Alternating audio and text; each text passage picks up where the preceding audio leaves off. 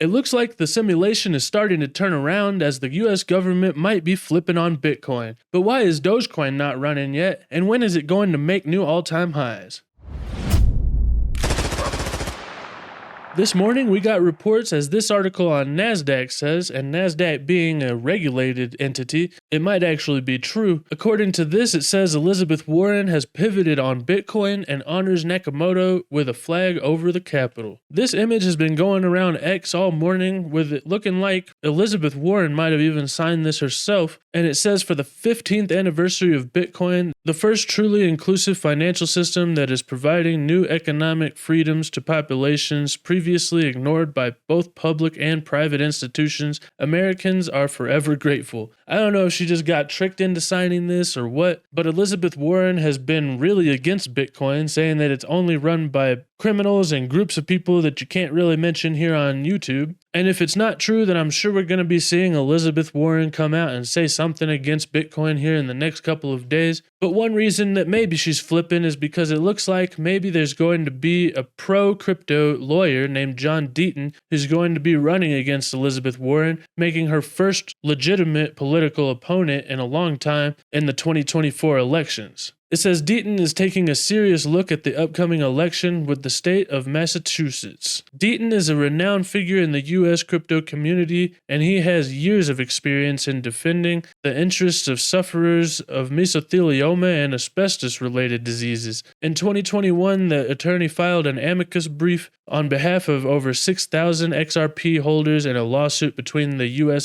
SEC and Ripple Labs. So this guy is a champion for the crypto space, and it would be really beautiful to see him replacing Elizabeth Warren, with her being one of the biggest enemies and opponents of the space. In my opinion, the real reason why Elizabeth Warren is finally starting to flip is because, as I've said in the past, it looks like Larry Fink and BlackRock are also flipping away from the ESG narrative and into Bitcoin, and it's going to take a while for these politicians to flip as well and to follow the Bitcoin narrative, leaving the ESG one behind, because they've been supporting all of these bills, and they can't just flip in one day. They have to actually make it seem like they know what they're doing. But since BlackRock basically runs the world, I think it's going to be just a matter of time until all of these politicians start to back up Bitcoin, and we might even start to see them finally ditch the ESG narrative. This is what BlackRock's Larry Fink had to say about the ESG narrative and why he's changing his mind. It's hard because it's not business anymore. They're doing it in a personal way.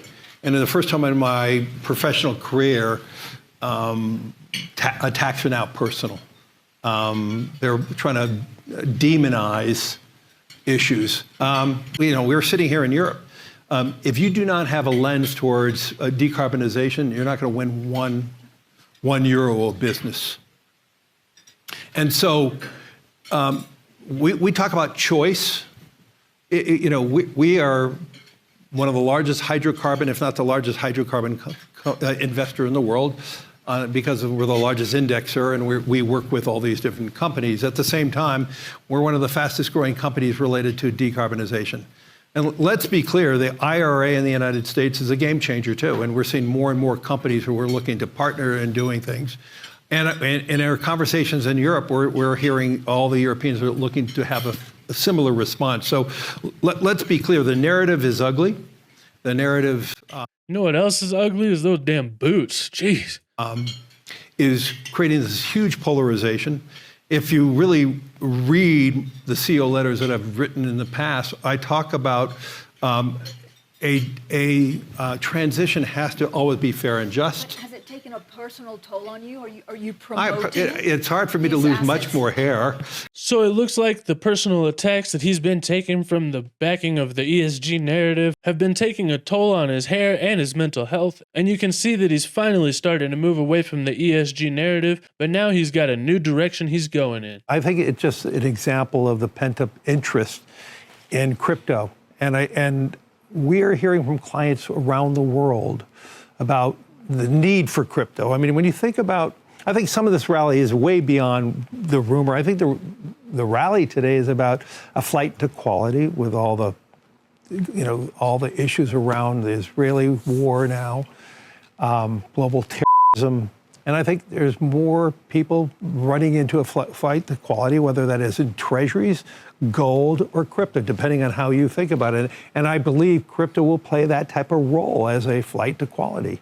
So the biggest asset manager in the world is finally starting to jump on the Bitcoin narrative. And from the looks of things, it looks like these politicians are going to follow the money, just like they always do. Like I said, it's going to take a little bit of time for them to flip because obviously they've been so pro ESG that it would look absolutely ridiculous if they just come out and flip at the same time as Larry. But I think we're starting to move in the right direction, and it's just a matter of time until the greater majority of these politicians are on our side. According to this article on CoinDesk, though, it looks like BlackRock is already starting to push the price of Bitcoin to the moon, as it says down here that the two largest gold ETFs based on assets under management have each experienced net outflows. Investors pulled roughly $2.6 billion out of GLD and about $507 million out of AIU. But the two largest new spot Bitcoin ETFs, not including Grayscale's GBTC, which already existed as a closed-end fund, BlackRock's IBIT and Fidelity's FBTC together has garnered just shy of $10 billion in assets under management since launching in January. Including outflows of GBTC, the spot ETFs as a group have seen roughly $5 billion in net inflows. As I've covered a lot in the past, we did see a lot more selling pressure from GBTC than we were seeing from BlackRock in the earlier days, but now GBTC's selling pressure has started to wane, and it looks like BlackRock is taking over. This is probably the main reason why we've been seeing Bitcoin absolutely exploding over the past few days,